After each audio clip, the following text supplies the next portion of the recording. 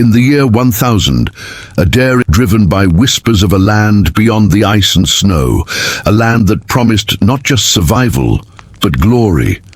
Him on the edge of the world would change history, sparking a saga of discovery, conflict, and an empire that was never meant to be. This is the untold story of Vinland, a land of riches and peril that the Norsemen couldn't hold. Stay tuned to discover how one voyage reshaped the future of exploration. The story begins not with Leif Erikson, but with his father, Eric the Red. Eric, a fierce and determined individual, had been exiled multiple times due to violence and had carved out a life at the edge of the known world. After being banished from Iceland, Eric sailed further west and discovered Greenland, a land of glaciers, fjords, and harsh winds. To encourage settlers, he named it Greenland, though the reality was far less inviting. Here, scattered turf houses clung to the coasts as the Norse carved out a fragile existence, hunting seals, tending sheep, and trading furs. Leif grew up in this challenging world. Unlike the lush fields of Norway, Greenland demanded resilience and innovation. Every harvest was uncertain, every winter a trial. From his father, Leif inherited not only bravery, but the belief that survival lay beyond the horizon. Eric had turned exile into opportunity, and Leif would do the same. But whispers reached Greenland of something more, a land further west, beyond the icy seas. Sailors spoke of forests where timber grew thick, unlike the barren rock of Greenland. Some even claimed to have seen wild grapes, a bounty unimaginable in the frozen north. These were not idle tavern tales. Norse sailors were practical men, and Leif listened intently. If the rumors were true, this land could offer what Greenland could not: resources for survival, expansion, and perhaps even glory. Leif's world was already shaped by voyages.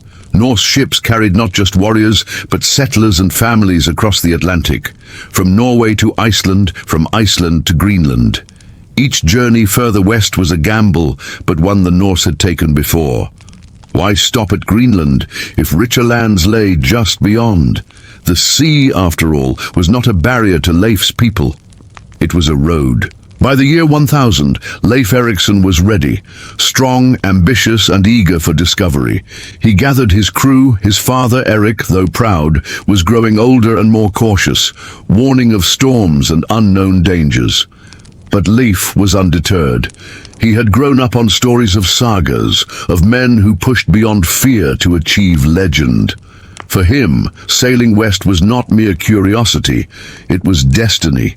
And so, with Greenland's icy fjords behind him, Leif set his sights on the horizon. What awaited him was not just another settlement, but the beginning of one of history's greatest tales of discovery, the land that would come to be called Vinland. In the year 1000 CE, Leif Erikson prepared for a journey that even his bold father had hesitated to undertake.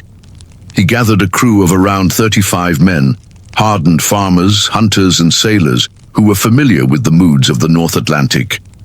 They were not adventurers chasing glory. They were men of necessity, accustomed to hunger, cold, and danger. To them, the promise of new land was as much about survival as it was about exploration. Their ship was a NAR, a broad-bellied cargo vessel built for ocean crossings. Unlike the sleek, dragon-prowed longships of raiders, the Nar was steady, able to carry livestock, timber, and trade goods. Its oak planks flexed with the waves, and its single square sail, made of wool dyed red and brown, caught the northern winds. Each man knew the rigging, the oars, and the rhythm of the sea. With their provisions of dried fish, seal meat, butter, and ale, they set sail westward, chasing the edge of the known world.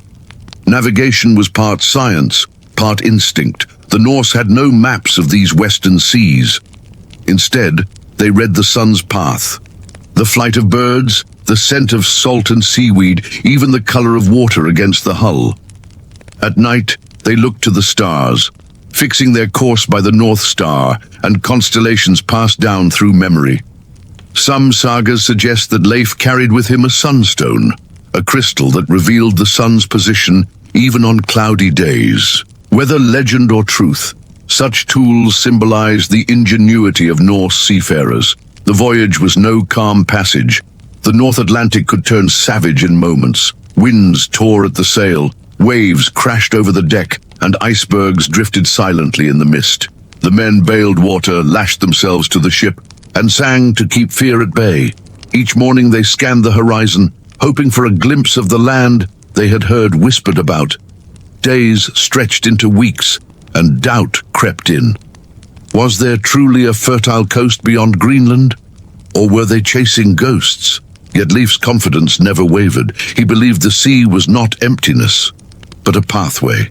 When at last the gulls began to circle overhead and the scent of earth drifted on the wind, the crew's doubts turned to awe. Ahead lay a new shore, untouched and waiting. This was not just landfall. It was the moment when legend began to harden into history. At first, it appeared as a faint smudge against the endless grey horizon. The men squinted into the spray, unsure if it was another bank of mist or the dream they had chased for weeks. As the Nar drew closer, the blur sharpened into a coastline, rolling hills, dense forests, and a stretch of untouched shoreline that looked nothing like the icy barrenness of Greenland. Voices rose in disbelief and wonder. Here was proof that the stories were true. There was land beyond the Western Sea. The North sagas described the scene with reverence. For men accustomed to the treeless wastelands of Greenland, it was as if they had stumbled upon an earthly paradise. They steered the ship toward a sheltered bay and brought the Nar to shore. Leif was the first to step onto the soil, his boots sinking into the rich earth around him. His crew fanned out, marveling at the abundance. Streams of fresh water trickled down from hills, cool and clear. Birds filled the air with their cries, and wild game rustled through the underbrush. The men drank, ate what they could gather, and for the first time in weeks felt the comfort of a land that seemed generous rather than hostile. What struck them most, according to the sagas, were the wild vines heavy with grapes. The Norse were no strangers to wine, but in Greenland and Iceland, such luxuries were unheard of.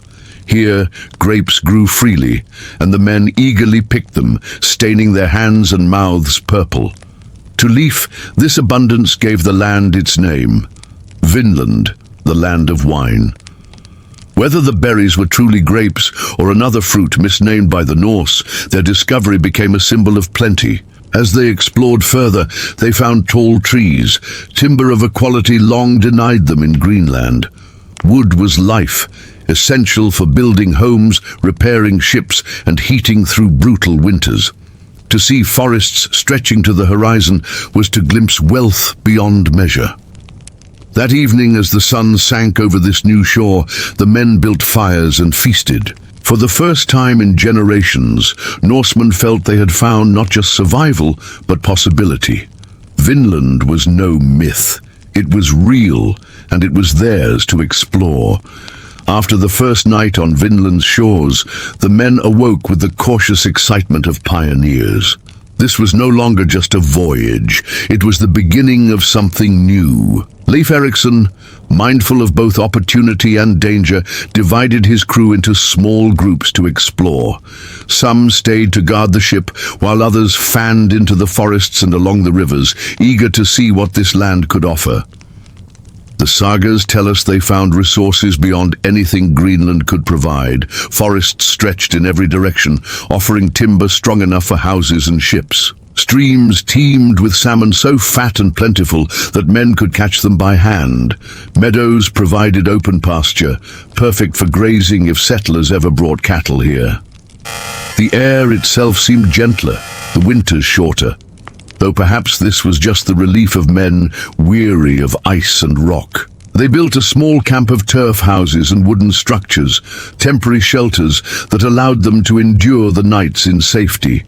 Fires burned in the hearths, their smoke curling into the air as proof that Norse hands had claimed yet another land.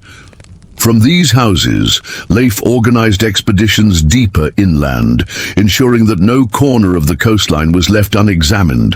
One group discovered a grove heavy with wild berries, not only the grapes that had inspired the name Vinland, but also blueberries and cranberries, which stained their hands and filled their sacks. Another group found hills rich with game, deer, and perhaps even elk that moved through the woods with little fear of men. The Norse hunters knew at once that this was land that could sustain life for generations. Each evening, the explorers returned to camp with their findings. They roasted fish, feasted on berries, and praised the land's generosity. The mood among the crew shifted from doubt to hope. They spoke not only of survival, but of settlement. For men hardened by Greenland's scarcity, Vinland was a dream of abundance made real. Yet Leif urged caution. He knew the sea was treacherous and the land unpredictable. They were not the first to set foot here. He suspected others, perhaps native peoples, might already claim it. For now, though, Vinland remained theirs to explore, a land both wild and welcoming, waiting to test whether Norse ambition could truly take root so far from home. For weeks, Leif Erikson and his crew enjoyed the bounty of Vinland. They fished its rivers, hunted its game, and gathered its berries. But the Norse knew well that no land, however fertile, was ever truly empty. Sooner or later, they expected to find others, whether friend or foe. And in time, they did. The sagas describe the first inhabitants the Norse encountered as the Skrælings, a term used for the native peoples they met in both Greenland and Vinland. To the Norse eye, the Skrælings were unfamiliar, shorter in stature, dressed in hides, skilled with bows and arrows, and quick-moving across the land. Their language was strange, their customs alien. But what mattered most was how these two groups, separated by oceans and cultures, would deal with one another. At first, the encounters were cautious. The Norse showed goods such as red cloth, metal tools, and milk, things unknown to the Skrælings. In return, the natives offered pelts, animal skins, and food. For a brief time, it seemed possible that trade might flourish. The Norse prized furs, and the Skrælings were intrigued by woven cloth and iron. Around the fires of their turf houses, Leif's men dreamed of a future where Vinland could be both a colony and a trading hub. But mistrust grew quickly. The Norse, though hardy farmers and sailors, were also warriors by heritage. They carried weapons and were not afraid to use them. The Skrælings, wary of the strangers with iron swords, began to see them as intruders. Conflict sparked suddenly. Arrows loosed at Norsemen in the woods, a clash over trade gone wrong, shouts in languages neither side could understand. The sagas tell of one particularly fierce skirmish where the Skrælings attacked in numbers, driving the Norse back to their settlement. Arrows whistled, stones flew, and the Vinland camp trembled with chaos. The Norse fought back, shields raised, swords flashing, but they realized a grim truth. They were too few, and the land was not theirs alone. Though Leif sought peace where possible, these clashes made it clear that Vinland, however rich, was contested ground. The grapes, the timber, the salmon, all were tempting. But so long as the Skrælings defended their homeland, any Norse foothold would be fragile. What began as a voyage of discovery was turning into a lesson. The Atlantic had delivered them to new shores. But survival here depended not only on nature's bounty, but on how they faced the people who already called this land home. Once Leif Erikson and his men established their camp, Vinland became more than just a distant coastline. It became a lived reality. The Norse were not merely explorers. They were settlers at heart, accustomed to carving homes out of hostile landscapes. In Vinland, they built a small but sturdy base, likely of turf walls and timber roofs, much like the dwellings in Greenland. Smoke from their hearths curled above the camp, a sign that Norse hands had shaped this wild land into something familiar. Daily life followed a rhythm of survival and opportunity. At dawn, men set out to fish the rivers and streams where salmon leapt in such numbers that catching them seemed almost effortless. Others hunted game, deer, bear, and waterfowl, returning with meat that was roasted on open fires or preserved for leaner days. The forests provided nuts and berries, while the grassy clearings suggested potential fields for grazing livestock should future settlers arrive. Food, however, was not their only concern. Timber was perhaps Vinland's greatest treasure. Greenland settlers were starved of wood, forced to build with stone and turf. Here, forests stretched endlessly, offering logs for ships, houses, and tools. Crews felled trees, shaping them with axes, stockpiling planks and beams. Some of this lumber was destined not for Vinland itself, but for Greenland, resources to be fed back across the ocean. Life in the settlement was not without hardship. The winters, though milder than Greenland's, were still biting, and provisions had to be carefully managed. Firewood was cut and stacked, stores of fish and meat salted or dried. Norse discipline forged by years of survival on harsher shores kept the camp organized. Evenings were quieter. Men gathered around the hearth, telling tales of their homelands or speculating about Vinland's future. Could families be brought here? Could farms thrive? Some dreamed of a permanent colony, a place where Norse children could grow among vines and forests instead of ice and rock. Others, more cautious, saw Vinland as a seasonal outpost, a place to gather timber and resources before returning east. What united them all was the sense of standing at the edge of possibility. Vinland was unlike any land they had known, generous, fertile, yet uncertain. Around their fires, Leif's men lived as pioneers, half in the present, half dreaming of what might be built upon these western shores. For a time, life in Vinland seemed promising. The Norse had food, timber, and shelter, and Leif Erikson's crew began to imagine futures rooted in this new land. Yet beneath the surface, tension grew. The Skrælings, the native people who already called Vinland home, had tolerated the strangers for a while, but suspicion and resentment began to rise. The Norse saw the land as empty for the taking. The Skrælings saw invaders cutting their trees, hunting their game, and planting their fires along the shore. At first, interactions were cautious exchanges. The Norse offered red cloth, milk, or iron tools, which fascinated the Skrælings, while they, in turn, traded animal pelts and food. But these fragile beginnings soured quickly. The Norse, proud and martial, carried weapons even to trade. Their warriors' presence was a constant reminder that their friendship rested on the edge of a sword. One saga tells of a skirmish sparked when a bull belonging to the Norse bellowed and frightened the Skrælings, who retaliated in fear. Another account describes a trade dispute, perhaps over milk or cloth, that erupted into violence. Whatever the spark, arrows flew, stones were hurled, and soon the Norse camp found itself under siege. The Skrælings came in numbers. They moved swiftly, their arrows raining down from a distance, forcing the Norse to raise shields in tight formations. The Norse countered with iron swords and axes, weapons that could cleave through bone and wood, but they were few, and each loss struck deeply. For every Norseman who fell, the survival of the whole settlement was threatened. The sagas highlight moments of desperation and bravery. Women in the camp carried water and urged the men to fight harder, while warriors charged out with wild cries to scatter the attackers. In some tellings, even a pregnant woman, Freydis, daughter of Eric the Red, picked up a sword, baring her chest and screaming at the Skrælings until they retreated in shock. Though the Norse won some clashes, they could not escape the truth. They were outsiders in a land already defended. Every arrow fired by the Skrælings reminded them that Vinland, for all its bounty, was not theirs to claim without cost.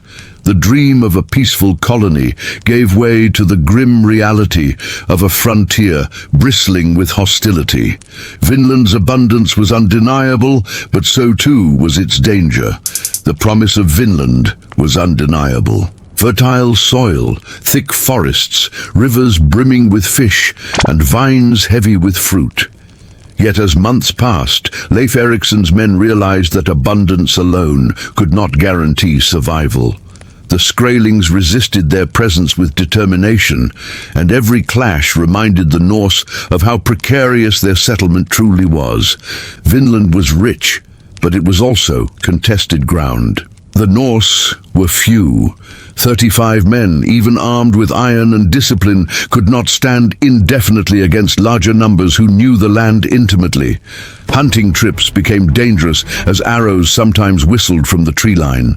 Trade had broken down, replaced by suspicion and ambushes. The men could not sleep without keeping watch, and the once hopeful fireside talk of farms and families turned into uneasy whispers of retreat. Practicality weighed heavily. The Norse were not dreamers detached from reality. They were survivors. Their ancestors had crossed oceans, carved homes into Iceland's lava fields, and braved Greenland's ice.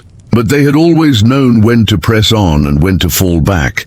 Vinland's timber and resources were valuable, yes, but permanent settlement seemed impossible with hostile neighbors and such a small force to defend it. The sagas tell us that Leif, though unwilling to abandon Vinland's promise, recognized the wisdom of caution. He and his men began preparing to leave. They harvested grapes, cut timber, and loaded their gnar with as much bounty as it could carry. The ship became a floating treasure chest of Vinland's riches, proof that the land was real and fertile, even if it could not yet be held. Their departure was tinged with regret. Some men wanted to stay longer, to fight harder, to stake a permanent claim. Others were relieved to turn their backs on a land that seemed to promise blood as much as plenty. Ultimately, the decision reflected the Norse ethos, survival above all else. To return alive with stories and resources was better than to die in a futile defense of distant shores. As the gnar pushed off from Vinland's coast, the men looked back at the forests fading into the horizon. They had found a new world, yet could not keep it. The Atlantic would carry them home, but the memory of Vinland, its grapes, its woods, and its dangers would remain carved into their sagas. When Leif Erikson and his crew returned across the Atlantic, they carried with them more than timber and tales of grapes. They carried the memory of a new world, a place that stretched the imagination of what lay beyond the horizon. Vinland, though never fully settled, became a story told around hearths in Greenland, Iceland, and Norway.